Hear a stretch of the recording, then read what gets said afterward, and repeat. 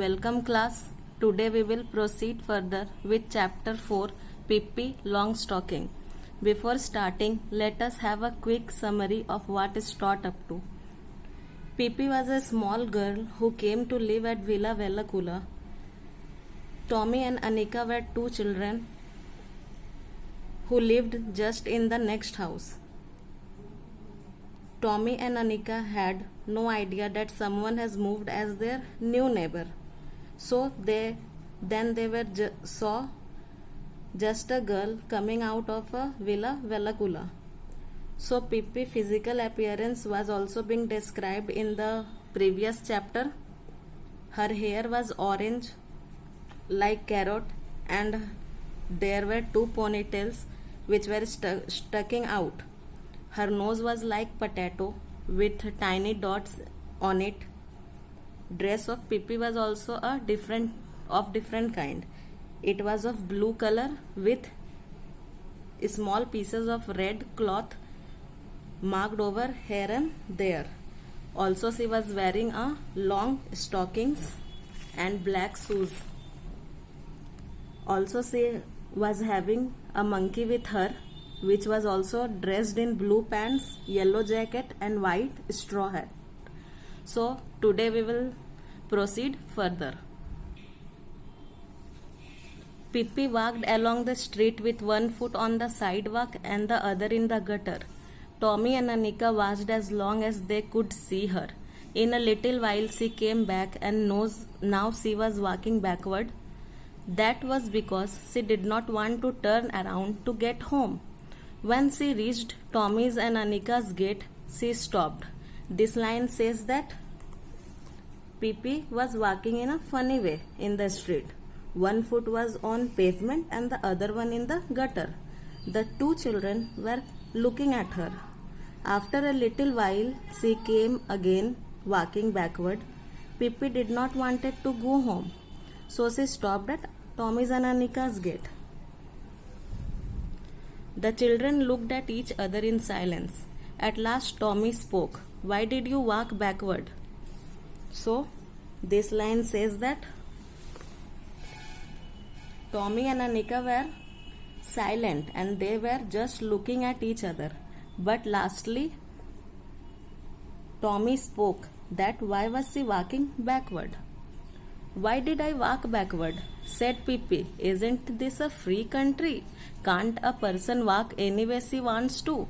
Let me tell you that in Egypt everybody walks that way and nobody thinks it is least bit strange. How do you know? Asked Tommy. You have never been to Egypt, have you? So this line says that. Then Pippi replied that why can't a person walk backwardly? Is this not free in this country? Then Pippi said that in Egypt everybody walks in this same manner and nobody thinks that it is strange. There, listening to this, Tommy again asked, how do you know this? Have you been to Egypt? I have never been to Egypt. Indeed, I have. That one thing you can be sure of. I have been all over the world and seen many things stranger than people walking backward. I wonder what you would have said if I had come along walking on hands the way that do in the furthest India. Now you must be lying, said Tommy.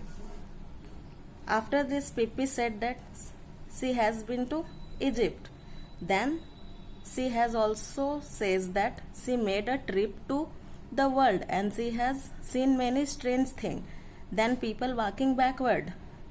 Then she says that what would they say if she came walking on her hands? This thing is being done in furthest India. Listening to the reply of Pippi, Tommy said that Pippi was lying. Pippi thought a moment. You are right, she said sadly. I am lying. It is wicked to lie, said Annika, who had at last gathered up enough courage to speak. So this line says that after that Pippi thought for a while and said sadly that Tommy is right. She was lying. At last Annika gathered a lot of courage and finally spoke that It is not good to lie. Yes, it's very wicked to lie, said Pippi even more sadly. But I forget it now and then. And how can you expect a little child like me to always tell the truth when my mother is an angel and my father is king of a cannibal island and I have sailed on the ocean all my life?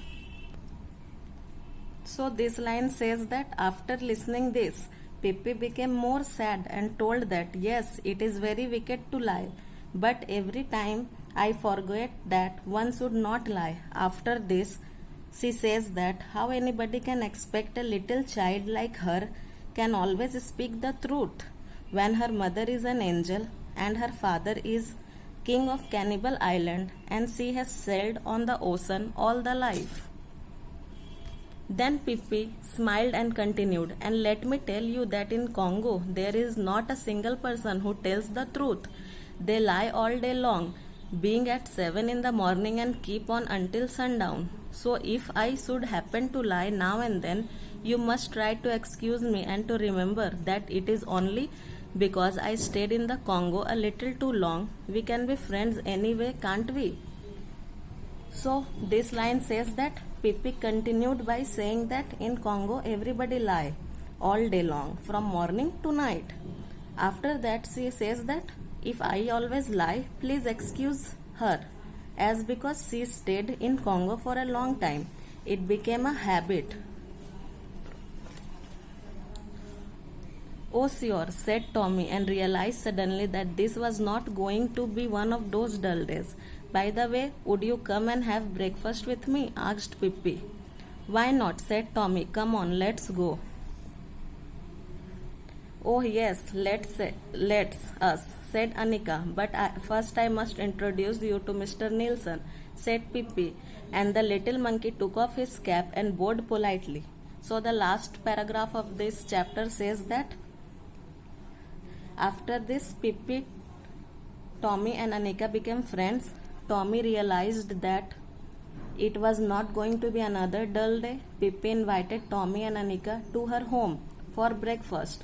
But before inviting Tommy and Annika, Pippi introduced Mr. Nielsen, the little monkey. The monkey took off his cap and bowed in a polite manner. So, students, today we completed chapter 4. Your homework is to read the chapter and learn the word meanings. In our next video, we will start chapter 5, A Boy and His Dad. So that's all for today. Thank you.